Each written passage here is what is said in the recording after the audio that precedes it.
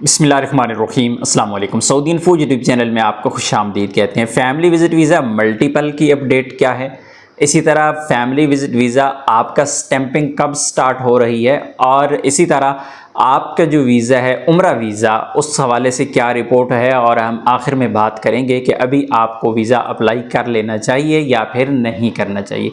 तो सबसे पहले आगाज़ हम मल्टीपल से करेंगे कि बहुत सारे लोग ये बार बार पूछते हैं कि भाई मल्टीपल वीज़ा ही मुझे चाहिए और मुझे मल्टीपल ही अप्लाई करवाना है, मुझे मल्टीपल चाहिए।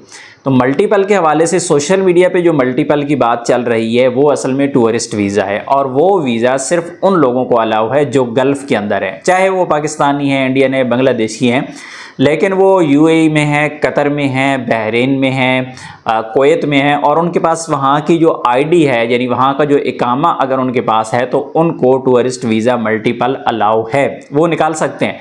लेकिन अगर आपकी फैमिली पाकिस्तान में मौजूद है और अगर आप ये कहें कि मुझे टूरिस्ट वीज़ा चाहिए, तो ये यूँ समझें कि कोई 10% चांसेस है आपको वीज़ा मिलेगा, 90% आप इस वीज़ा के अहल नहीं है, क्योंकि उसके भी कोई जुगाड़ होते हैं, लोग करते हैं, वीज़ा निकालते हैं। बहरहाल मैं आपको बिल्कुल भी रिकमेंड नहीं करता कि आप उस तरफ जाएं। ये रही बात मल्टीपल की। सऊदी अरेबिया में रहने वाला हर इकामा होल्डर जो अपनी फैमिली को बुलवाना चाहता है, तो आज की डेट में आपके पास मल्टीपल का ऑप्शन मौजूद नहीं है, और ना ही आपके पास 90 डेज़ का। बहुत सारे लोग ये भी कहते हैं कि हमें 90 डेज़ का अप्लाई करना है। भाई सिस्टम के अंदर ना 90 डेज़ है ना 30 डेज़ है। 90 डेज़ पहले अपडेट हुआ था, उसके बाद फिर उसको हटा दिया गया है। जब आप अप्लाई करते हैं एंड पे जाके एक नोट लिखा हुआ है, आपके मुल्क के अंदर एम्बेसी की मर्ज़ी है वो कितने अरसा का स्टैंप करेगी, और एम्बेसी का जो सिस्टम है वहाँ से मैंने अपने सोर्स से कंफर्म किया है कि आपका जो वीज़ा है वो 30 डेज़ का स्टैंप होगा, उससे ज़्यादा स्टैंप नहीं होगा। यानी 30 डेज़ का स्टैंप होगा, उसके बाद आपकी फैमिली सऊदीया में पहुँचेगी, फिर 1 महीने का एक्सटेंड होगा फिर से, फिर 1 महीने का, टोटल आपको मिलेंगे 3 महीने जो ऑनलाइन एक्सटेंड हो जाता है। उसके बाद बाज़ लोग एजेंट से अपना वीज़ा मज़ीद एक्सटेंड करवा लेते हैं, तो आप ये वाला वीज़ा जो है 3 की जगह 4-5 महीने तक भी लेके जा सकते हैं। ये फ़िलहाल जो सूरत हाल है मैं आपके साथ वो शेयर कर रहा हूँ। अच्छा, मल्टीपल की बात यहाँ पे ख़त्म होगी। उसके बाद आ जाते हैं जनाब कि आपका जो उम्रा वीज़ा है उसकी क्या सूरत हाल है। उम्रा वीज़ा 1 जून 2026 से स्टैंपिंग स्टार्ट होगी, जो गवर्नमेंट ने डेट अनाउंस की हुई है। अभी जो डेट अनाउंस होती है ऐसा नहीं है कि सेम डेट को वीज़ा स्टैंप हो के और ये आ गया जी वीज़ा, ऐसा नहीं होता। जो अनाउंसमेंट है वहाँ से आपकी सबमिशन है, उसके बाद आपकी स्टैंपिंग स्टार्ट होगी, तो आहिस्ता आहिस्ता करके तकरीबन 4-5 दिनों में जाके मज़ीद सूरत हाल क्लियर होगी।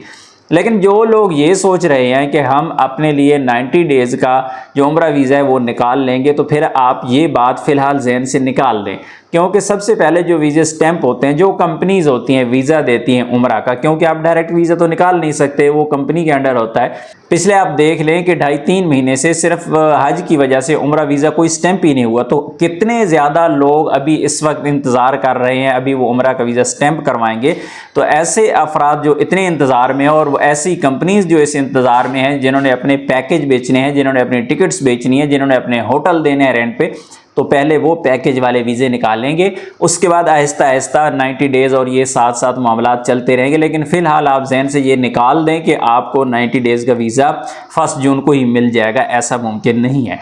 वीडियो में मज़ीद आगे बढ़ने से पहले मैं आपको एक चीज़ बता दूं कि ऐसे तमाम अफराद जो इकामा होल्डर हैं, अपनी फैमिली को विजिट वीज़ा पे बुलवाना चाहते हैं, उन्हें डॉक्यूमेंट्स का नहीं पता, कौन से डॉक्यूमेंट रेडी करने हैं, अप्लाई कैसे करना है, अपने अपॉइंटमेंट कैसे लेनी है, ताशीर ऑफिस में जाना है, कैसे जाना है, ये सारे के सारे जो मामलात हैं इसका हल हमारे पास मौजूद है, बल्कि एक पूरा पैकेज मौजूद है। हम आपको एक पैकेज देते हैं, आप हमें व्हाट्सएप कीजिएगा, आपको पैकेज की डिटेल्स सेंड कर दी जाएगी। इंशाल्लाह आपकी फैमिली को आपको कहीं भी कोई परेशानी नहीं होती। ज़ाहिर है ये पेड सर्विस है, तो आपको कुछ ना कुछ इसके लिए पे ज़रूर करना पड़ता है। आगे चलते हैं कि आपको फैमिली विजिट वीज़ा अप्लाई अभी कर लेना चाहिए या नहीं कर लेना चाहिए। फैमिली विजिट वीज़ा का रूल मैंने पहले भी एक वीडियो में बताया है कि सऊदी अरेबिया से जो फैमिली विजिट वीज़ा निकलता है उसमें ये नहीं लिखा हुआ 30 है, 90 है, सिंगल है, मल्टीपल है, कुछ भी।